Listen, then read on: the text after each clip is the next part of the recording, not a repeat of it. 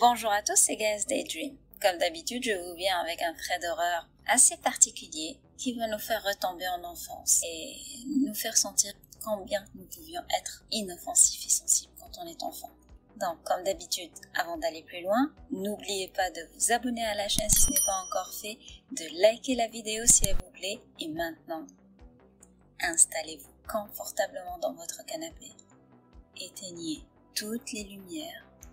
Mettez vos écouteurs et plongez-vous en enfance avant de me suivre du côté horrifique.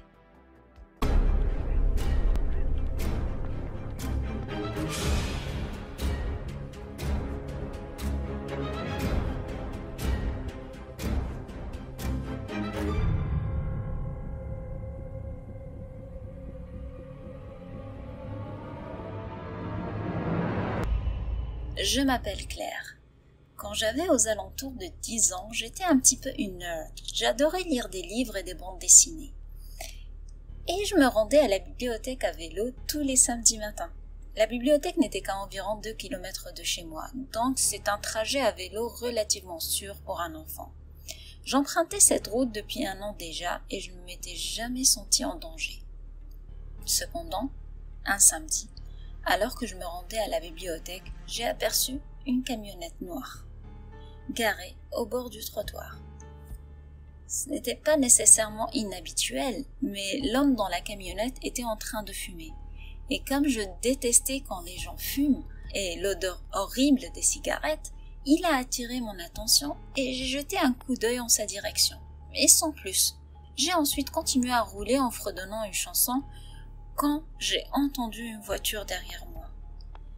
Même si la route était généralement calme, il arrivait que certaines personnes accélèrent un peu, donc j'ai regardé derrière moi en m'attendant à ce qu'une voiture me dépasse à toute vitesse. Au lieu de ça, j'ai vu la camionnette avec l'homme conduire extrêmement lentement derrière moi. Ma mère s'était toujours efforcée de nous parler à moi et à mes frères et sœurs des kidnappeurs et de leurs manières. Mon premier réflexe a donc été de surveiller cette camionnette du coin de l'œil sans rien faire d'autre, jusqu'à ce que je sois certaine qu'il me suivait. J'ai donc décidé de prendre quelques virages dans les rues pour voir s'il me suivait ou non. Après avoir fait environ 7 rues au hasard et que l'homme conduisait toujours lentement derrière moi, je me suis de nouveau retournée. Et cette fois, j'ai clairement vu ses traits. C'était un grand type, aux cheveux fins d'une 40aine d'années. Mais ce qui ressortait le plus chez lui, c'était ses yeux. Ils étaient vides et cruels et m'ont terrifié au plus haut point. À ce stade, j'étais complètement flippée et mes mains tremblaient alors que j'essayais de sortir mon téléphone de ma poche, tout en conduisant mon vélo. Évidemment, je n'ai pas réussi et j'ai commencé à réellement paniquer. Je ne suis pas le genre de personne à perdre la tête et à commencer à crier. Comme je l'ai dit, j'étais un peu une nerd, calme et réfléchie. Alors j'ai commencé à penser aux résultats possibles du scénario que je vivais. La première pensée qui m'est venue à l'esprit était que je serais kidnappée et que je mourrais d'une mort douloureuse. Une autre était que j'allais être vendue comme esclave et forcée à travailler je ne sais pas où et je ne sais pas quoi.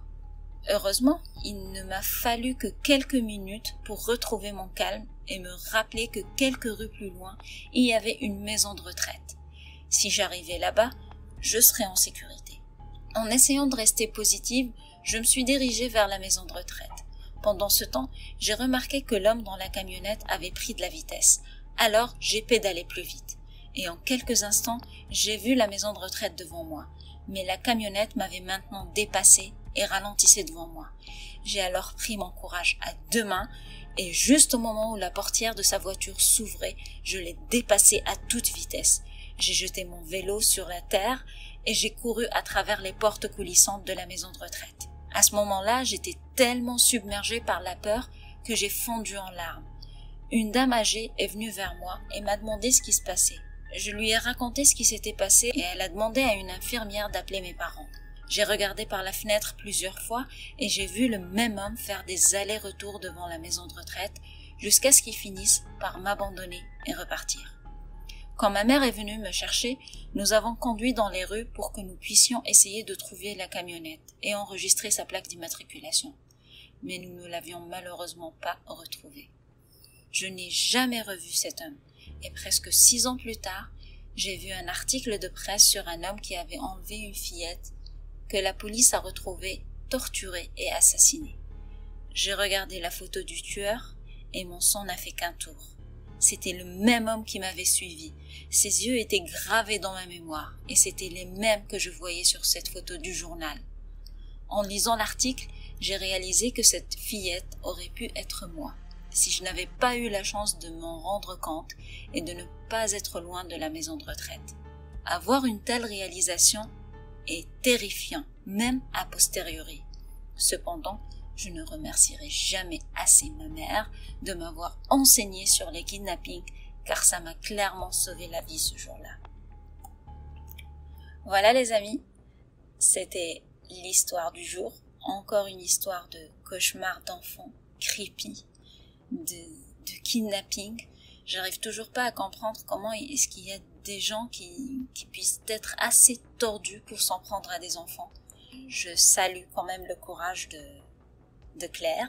Dites-moi dans les commentaires ce que vous en pensez, puis si vous avez vécu des choses pareilles ou pas. Puis n'oubliez pas de vous abonner à la chaîne, de liker la vidéo si elle vous plaît, puis de partager un max. Ça aide toujours, puis ça me fait super plaisir.